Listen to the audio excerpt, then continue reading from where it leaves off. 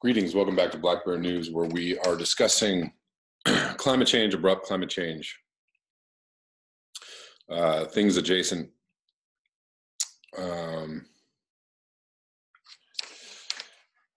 It's always lots to talk about, lots going on. Of course, there's a bit of a Christmas or holiday type season thing going on, so this probably might be my only video for the next couple days. So I've been planning on doing something in a video for a little while, and then somebody asked me about it. Maybe they heard my thoughts. So anyways, I want to play y'all a song. This is not a Christmas song. This is one of my songs, and it's kind of a revolutionary call to arms, social commentary type piece that I am going to be releasing on a new project soon. So hold on. Let me get this. So here we go. The song is called How Many Miles? And I'm fairly in tune, I think.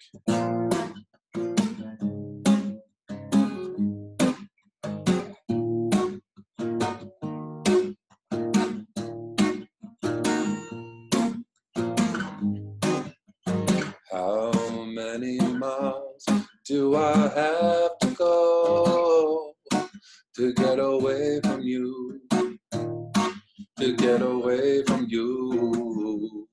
Oh, how many hours do I have to work to have all I need?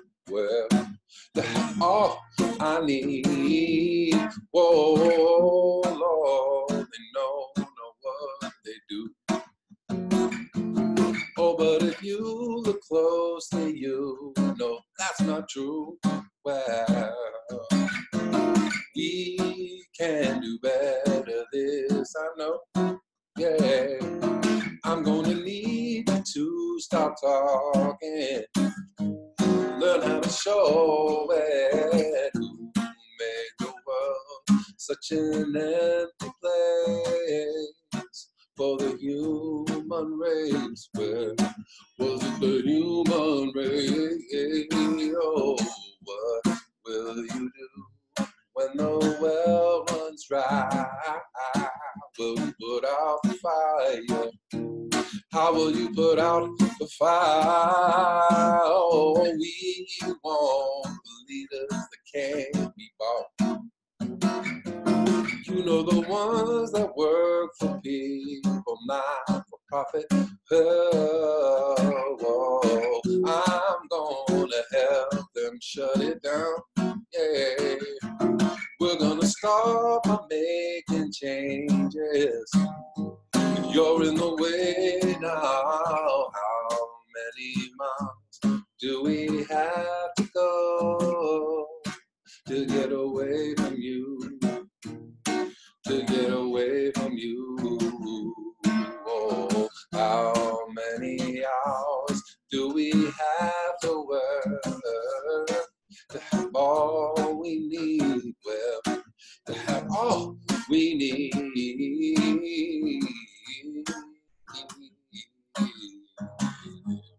Oh,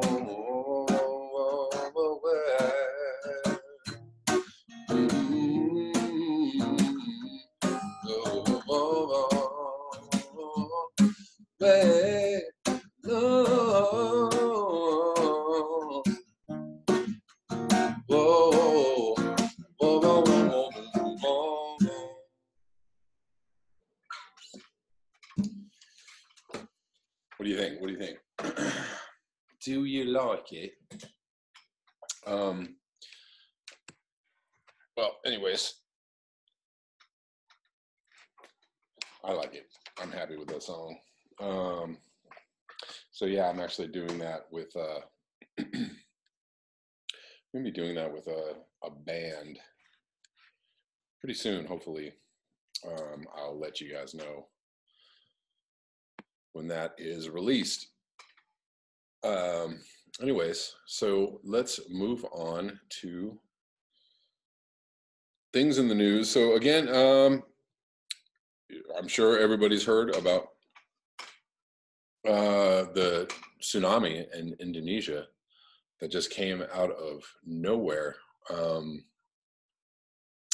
Crazy stuff. Again, there's a definite uptick in seismic activity, volcanic activity. The Earth is angry. The Earth is getting hot inside and out. Whether this is climate change related or not, you know, I don't know if you can call this a weather event, but it's, you know, it's a geologic event. It's the Earth saying something, waking up. So I'm going to just quickly go through this. Indonesia tsunami kills hundreds after Krakatau eruption. At least 222 people have been killed and 843 injured after a tsunami hit coastal towns on Indonesia's Sunda Strait, government officials say. There was no warning of the giant waves which struck at night, destroying hundreds of buildings, sweeping away cars, and uprooting trees. That's incredibly scary. Can you imagine having a tsunami just come in and whack you like in the middle of the night? It is thought undersea landslides from Anak Krakatau volcano caused them. President Joko Widodo has expressed his sorrow for the victims and urged people to be patient. Rescue efforts are being hampered by blocked roads, but heavy lifting equipment is being transported to badly hit areas to help search for victims. So in this, I'm going to link this article, and it's going to have a clip, pretty famous clip right now of a band called 17 playing, you know, near the ocean and getting struck. Wild footage and you know, horrible, like way to go, I guess, or maybe it's a great way to go, right? Doing something you love, like in the middle of doing something great. But maybe that's analogous for where human beings are going, right? You know, like we're partying at the best rock concert ever, and we're like, yeah, man, rocking, and then tsunami, ow, you know, like, oh, sorry. That's the end of that gig. That is just amazing. Wasn't it a few years ago? Actually, in the last couple of years, there's been some concerts in the United States that have been interrupted or canceled due to weather, extreme storms, wind, whatever. And a few years ago, a stage like collapsed, like a light structure at a stage in like Indiana collapsed and killed some people, and it was crazy. Again, it's going to be hard to keep the good times rolling when there's going to be constant weather or geological interruptions. I'm not really going to read too much more of this. I'm going to link this below, and you guys can read the details if you like, but that happened there. I'm going to move on to this news story from the Huffington Post. Democrats just blocked Alexandria Ocasio Cortez's push for a Green New Deal committee.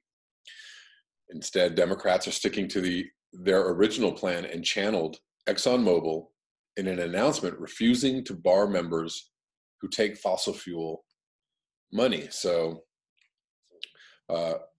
again, Democrats showing that they ain't worth shit. Like seriously, I've about had it with the Democratic Party. That doesn't mean I would have anything to do with the Republican Party on any level, but I've had it with the Democratic Party.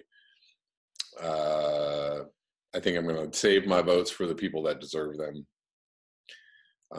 As much as I feel like it's positive to somehow have, you know, what's left of the left running things. They just don't seem to be. They don't seem to be getting the hint or getting the picture or getting the clue that they need to do something wildly different. Democratic leaders on Thursday tapped Representative Kathy Castor from Florida to head a revived U.S. House panel on climate change, all but ending a dramatic month-long effort to establish a select committee on a Green New Deal. Castor's appointment came as a surprise to proponents of a Green New Deal. The move also kicked off a controversy as the six-term Congresswoman dismissed calls to bar members who accept money from fossil fuel companies from serving on the committee, arguing it would violate free speech rights.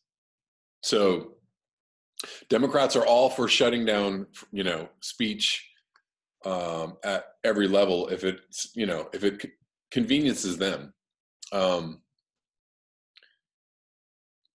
But, as soon as it's an inconvenience, we don't want to violate free speech rights. Despite weeks of protests demanding House Democrats focus efforts next year on drafting a Green New Deal, the sort of sweeping economic policy that scientists say matches the scale of climate crisis. Castor told E&E News the plan was not going to be our sole focus. So hold on. If you're not if you're not taking climate change seriously, if you are allowing denier speak or fossil fuel industry speak, are you not allowing, are you not encouraging continued violence against the human beings or against the planet? Are you not committing environmental atrocities by allowing this to happen? Aren't you committing hate speech, Democrats? You don't care about people. You don't care about the earth. You don't care about lives lost. You care about money.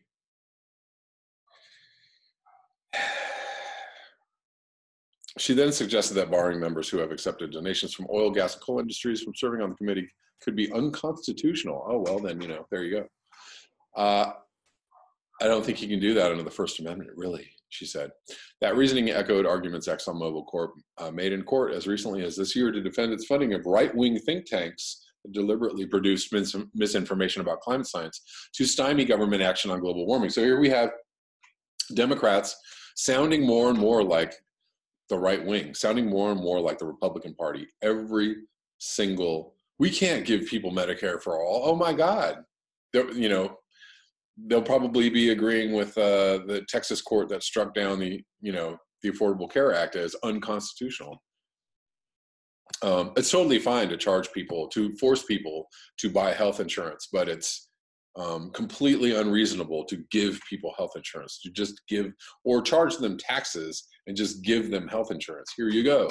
You guys paid for this. Just explain to people, or give people what they pay for, right? We pay taxes for services, not to go kill people in the Middle East or not to go, run games on other countries that, that we need oil from or we need to extort for resources. Soon after the remarks were published, Castor walked back the statement in an interview with HuffPost, calling it an inartful answer, quote unquote. But she said she did not know whether, as chairperson, she could bar members on the committee from serving as if they accepted fossil fuel donations. All right. So yeah, hello, regular old liberal Democrat type people. Is this okay with you? Is this what your party, you stand for? Is this totally fine? I'd love to hear your comments below.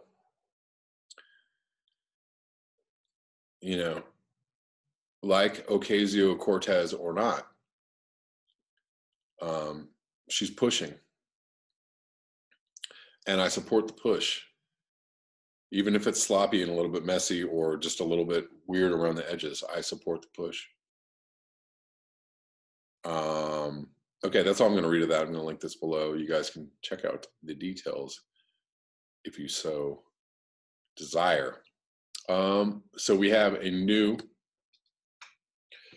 blog post from way past what the fuck. And I'm going to read this today because I'm not going to be back with another video.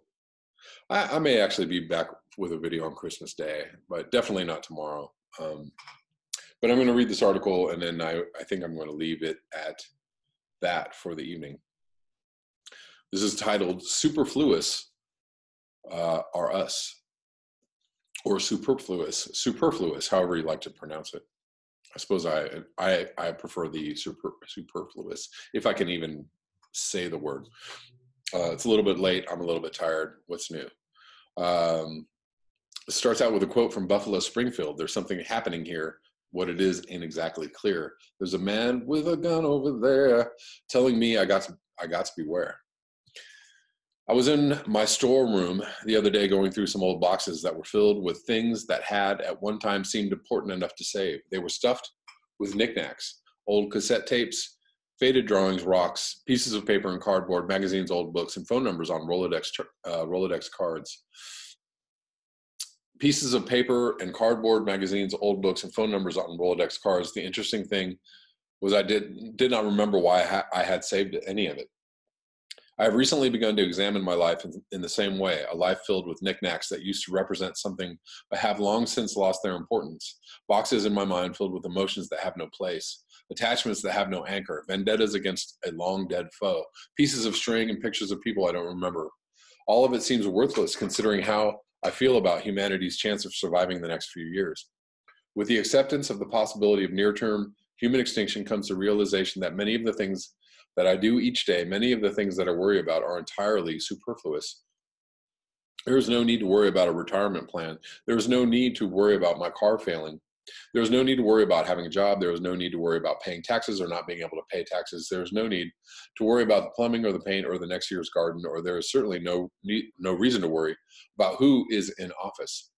As I wander through my nearly worry-free existence, I am able to examine in detail those items in my life that are worthy of attention and eliminate those things which are not. I give attention to the relationship that I have with my wife, the relationship that I have with my daughter, and the relationships that I have with close friends. These things are now where my attention is focused. It is completely worthless to spend what little time we have left on complaining or blaming or being bitter. Being on this path allows for a great deal of freedom, but the path is not an easy one. Edward Abbey said, "May your trails be crooked, winding, lonesome, and dangerous, leading to the most amazing view. May your mountains rise into and above the clouds." The path of one who believes we are heading toward the edge of it at an ever-increasing rate is crooked, winding, lonesome, and dangerous, but it is worth every bit of pain and anguish that it causes, as it forces you into a situation where only things that are truly important are worthy of attention. This is an unprecedented path. It is a path never before traveled, and it is the path we are all on. The world around me is awash in fear and cowardice. The population has become a bitter, scared bunch of ever more divisive subgroups that fight and bicker among themselves about petty and trivial beliefs without once giving thought to the much larger existential threat that faces us all and all other life on the planet. A long time ago, someone asked me if I had one day or 1 week or 1 month to live, what would I do? I can safely say that I sure as hell would not do what I'm doing. I would not do what I'm doing now. I would devote what remains of my life to the safe keeping of those people and places that I love. Guy McPherson said, in the end, only love remains. An argument can be made for continuing to participate in the abusive and destructive pursuits that are contributing to the problem in the service of paying bills and keeping a roof over your head and keeping food on the table, but I believe an equally persuasive argument can be made for walking away from all of that. The idea that we cannot walk away, that we are trapped, is self-imposed. Indeed, it is possible to fabricate any one of the thousands of reasons why we cannot free ourselves from the burden of industrial civilization, but none of those reasons hold water in light of what is coming at us. There is precious little time left, and one needs to ask, are you living the life you should be living, knowing that the end is near? The next time you find yourself engaging with someone who does not share your beliefs or orientation, really examine the motives behind the engagement. Ask yourself, am I defending my position because this is really important? Ask yourself, am I defending my position because I want to be right? Ask yourself, am I having this argument because the person with whom I am arguing needs to know the truth? In almost every case, you will find that ultimately the argument is irrelevant. It will be as though there is a person with a gun aimed at your head, and you will tell him to wait just a moment before he shods you because you have to win this argument. He shoots you. Geez, sorry. Blew that whole sentence. I'm going to read that again. In almost every case, you will find that ultimately the argument is irrelevant. It will be as though there is a person with a gun aimed at your head, and you will tell him to wait just a moment before he shoots you because you have to win this argument. What faces is that person with the gun. Faces us is the person with the gun. What faces us is the end of all life on the planet. What faces us is almost certain knowledge that we will be living in a period of exponential degradation of the planet within a few years, and it is really worth it to spend what little time we have left debating. Is it really worth it whether we have to spend what little time we have left debating whether or not a Democrat or Republican will get into office, or whether it is better to keep immigrants out, or whether the new iPhone is going to be better than the old iPhone, or whether you should buy a new car or keep your old one, or whether small t Trump is going to help the economy, or whether there is a misplaced statement on an otherwise excellent YouTube channel. The easy answer is no, it is not. So gather those you love, hold them close, and protect them for as long as you can, because this is all we have left. I hope you all enjoyed that as I did. I'm going to continue reading these weekly dispatches from the Outback. And that is all I have for you tonight. I hope you all enjoy the next couple of days. I may be back, probably might be back Christmas Day, most likely, because I might actually just be free and easy Christmas Day. Who knows? Chilling out with myself and my dog for the latter part of the day. So probably have time for a video then. Whatever you're doing, enjoy. Thank you so much for your eyes, your ears, and your conscience. If you would like to support this channel, you can do so. The links and the address below. Until next time, peace.